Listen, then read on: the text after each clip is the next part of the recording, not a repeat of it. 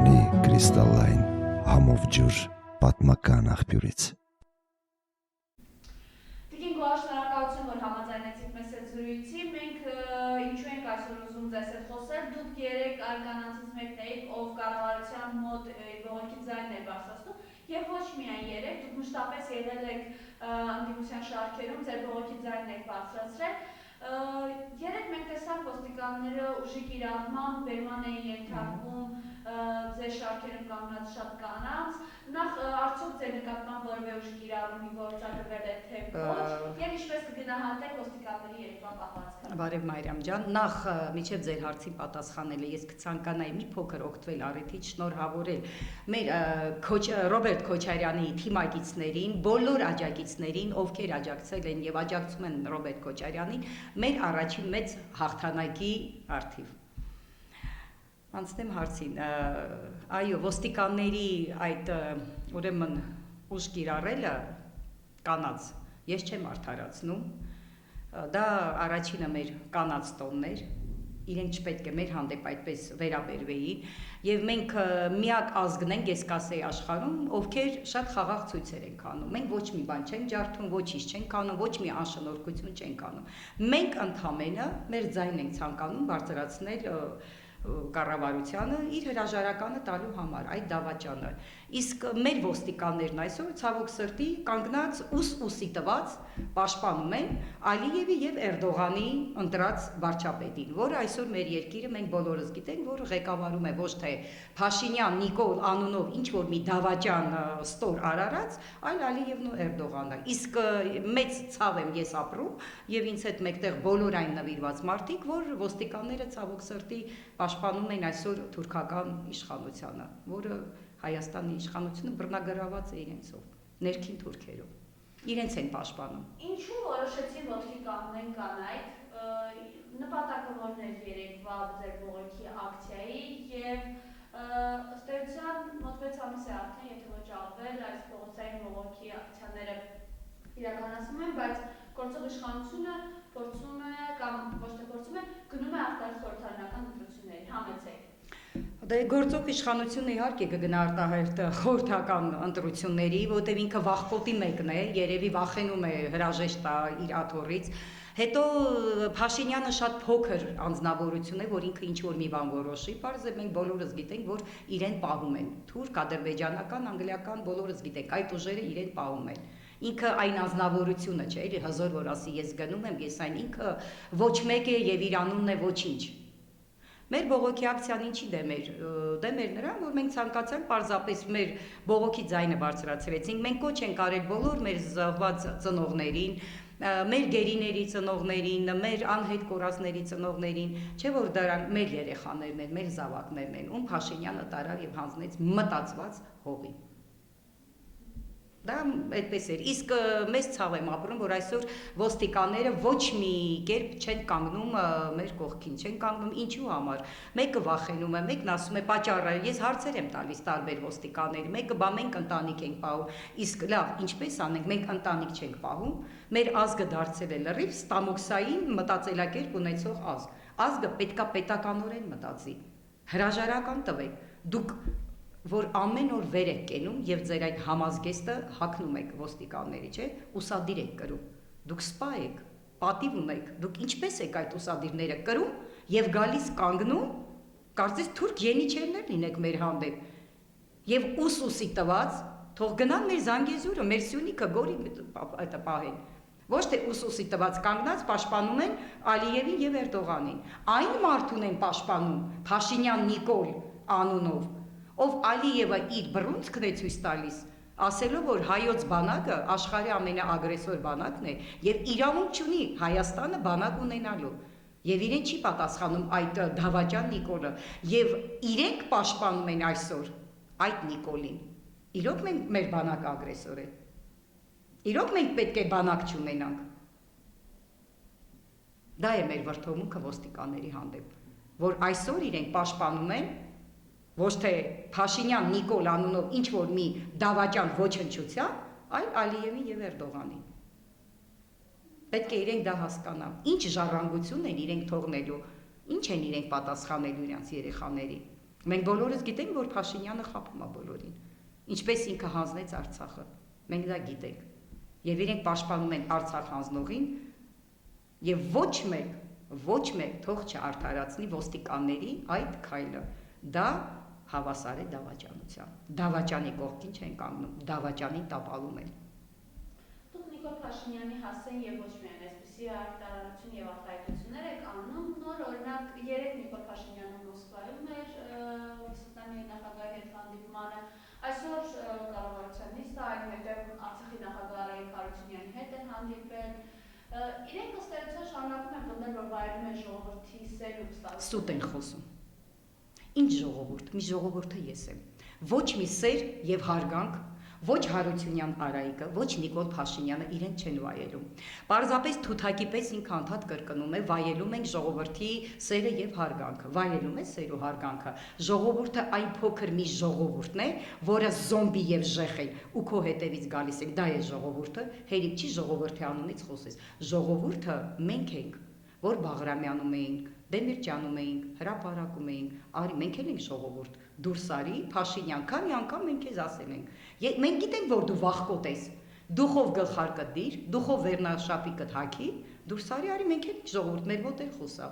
Արի մի բան ասա։ Անցած տարի հիշում եք Մարիամ ջան, ապրիլի 7-ին ձնծաղիկներ էր դուրս եկած բաժանում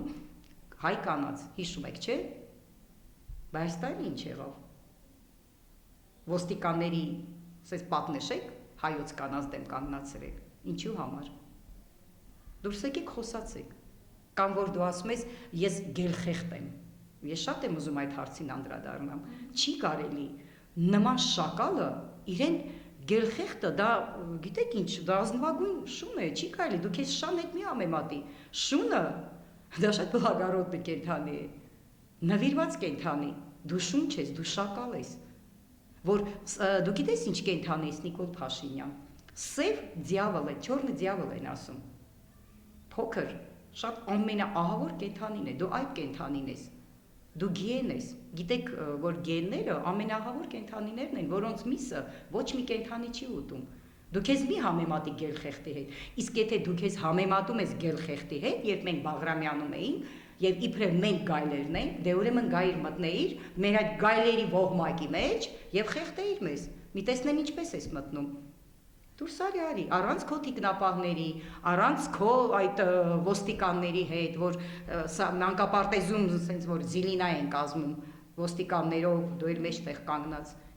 Արի, դե եթե դու գելխեղտ ես, արի մտի մեր գայլերի մեջ, տեսնենք ինչպես ես մեզ խեղտում մենակ։ Չի կարելի, այդպես միշտ անպատասխանատու արտահայտություններ անում։ Ում հետ ասես ինքն իրեն համեմատեց, էլ Պապ Թագավորի, էլ Հիսուսի հետ, էլ չգիտեմ, էլ բան չի մնացել, որ ինքն իրեն չհամեմատի, այսօր էլ գելխեղտ է դարձել եւ ուզում է ասել, որ ինքը մեզ խեղտելու է, չի հաջողվելու քեզ Փաշինյան Նիկոլ։ Դու չես կարալու մեզ խեղտես։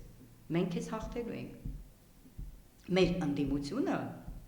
տապալելու է Նիկոլ Փաշինյանին։ Փողոցից եկածը փողոց պետք է դուրս շպրտվի։ Ես չգիտեմ դա ինչպես է լինելու, բայց մի գեղեցիկ օր դա լինելու է։ Այնպես չէ, որ մենք երեք վերջացանք դրանով մեր ակցիաները։ Մենք շատ անսպասելի ակցիաներ են լինելու։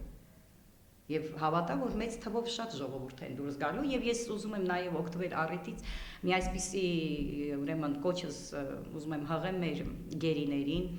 մեր վիրավորներին, ես պարզապես խորցալ եմ ապրում եւ ես վշտացած եմ եւ զարմացած թե իրենք ինչպես են, ասենք, նստում Նիկոլ Փաշինյանի հետ զրուցելու, Աննա Հակոբյանի իր երեխաների հետ, դուք տեսաք, որ Աշոտը նստած միջև էր, շատ կներեք, մատնել անգամ քթից չհանեց, դեմքը ոչինչ չէր արտահայտում մեր վիրավորների հետ, դուք ինչպես եք կարողանում, ուր է ձեր թասիբը, ձեր արժանապատվությունը, կամ դուք գերիներ մեր, ձեզ Արցախի հետ Փաշինյան Նիկոլը հանձնել է թուրքերին, եւ դուք այսօր ընդունում եք Նիկոլ Փաշինյանին։ Ես պարզապես զարմանում եմ։ Ես զարմանում եմ բոլոր մեր ազգի, հատկապես որդեգորուս մայրերի վրա, գերիների ծնողների, անհետ կորածների, երբ ինչ որ մի սև գաճաճ Ազոյա ասում է, որ ես վերջապես Ալիևի դեմքին հանգստություն եմ տեսել։ Ուրեմն մենք այդքան զոհ ենք տվել, մենք այդքան գերիներ ունենք, այդքան անհետ կորածներ ունենք, որպիսի Ազոյանը Ալիևի դեմքին հանգստություն տեսնի եւ ոչ մի արձագանք ես չտեսա ու չլսեցի ոչ մեկից։ Ես պարզապես ապշած եմ։ ասելու ոչինչ չունեմ։ Եվ քանի որ հայտնի է, որ դուք երկրորդ նախագահի աջակիցն եք, օրերս Ռոբերտ Քոչարյանը փոխարինված հարցազրույցում նշեց, որ իսկապես վիճակը բավականին ծանր է եւ Հայաստանի եւ Արցախի համար եւ ինքն էլ խոսքում պատրաստականություն հայտնեց ստանձնելու այս իրավիճակից դուրս գալու այսպես պատասխանատուի ղեկավարի դերը եւ իրականացնելու քայլեր, որպեսզի իրավիճակից երկիրը դուրս գա եւ նա ասաց նաեւ, որ ստեղծում այսպայն այլ մարդ չի տեսնում, որ կարող է երկիրը այս վիճակից հանել, որոնք են ձեր սպասելիքները։ Իհարկե, բոլորս էլ պարզ է բոլորին եւ մենք գիտենք, որ երկիրը ոչ թե վատ վիճակում է, ախր վատն էլ այն բառը չէ, որ ասենք, մեր Արցախը հանձնված է եւ շուտով պատրաստվում է Փաշինյանը հանձնել Հայաստանը։ Դա մենք գիտենք եւ դա գիտեն շատ շատերը։ Եվ ով կարող է միայն երկիրը այս վիճակից հանել, իհարկե Ռոբերտ Քոչարյանը։ Մենք ոչ թե Ռոբերտ Քոչարյանի աջակիցն եմ, ինչու եմ ես իրեն սատարում, ոչ թե